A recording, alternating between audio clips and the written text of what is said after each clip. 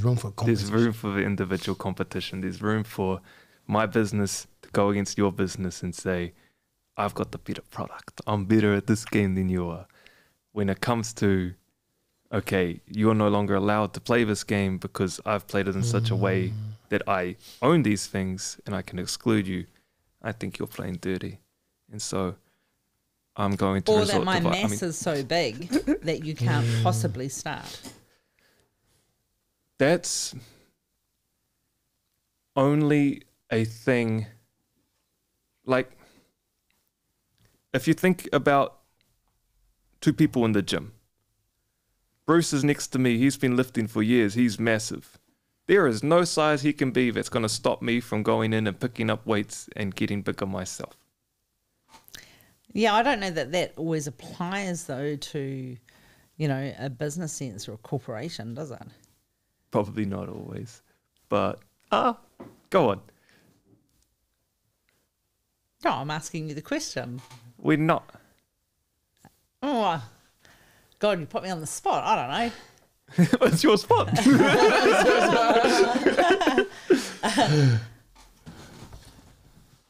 I can. It's a tricky one. Taylor got something. Give us, let's Taylor. go. Give us. Let's go. Like, sorry, man.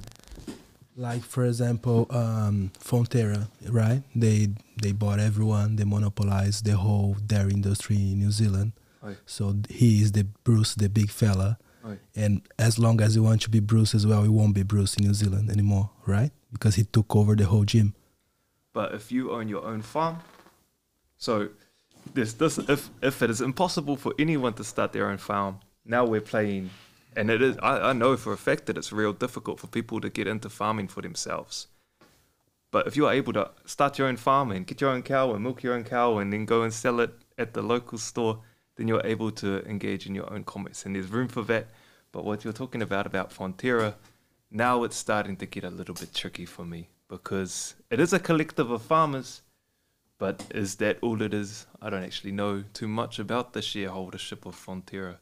I know that they definitely have some sway with the government, which tends to tell me that perhaps there's some people at the top. I mean, it's probably a good example to say, and again, I don't know much about, so let's not call it Fonterra, let's call it Corporation A.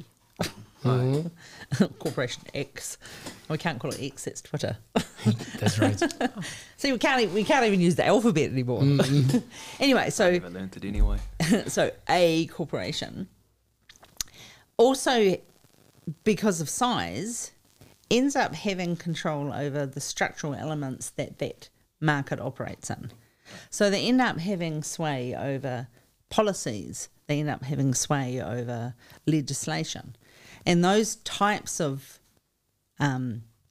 exertions of power collectively act or cumulatively act to make it nearly impossible for anybody else to thrive in that market.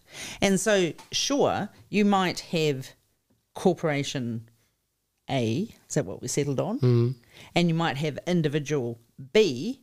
Individual B really doesn't have a chance of any particular scale because of the sheer size and the sheer influence of Corporation A. I see your point, though, that it's not impossible to exist. No, that wasn't my point. My point was just that competition's okay. Like, but I mean, good. even we're talking now about in this current system. You're talking about in this current system. But quickly on one thing you said in there was something that's is incessant in our current economic mindset was individual B has no chance for scale. This is part of our growth mindset of economy. We shouldn't. This is part of that. I want. You shouldn't be aiming for scale. You should be aiming for, can I meet my needs? Once my needs are met, do I need more, or am I just desiring more, or am I just wanting to play the game more?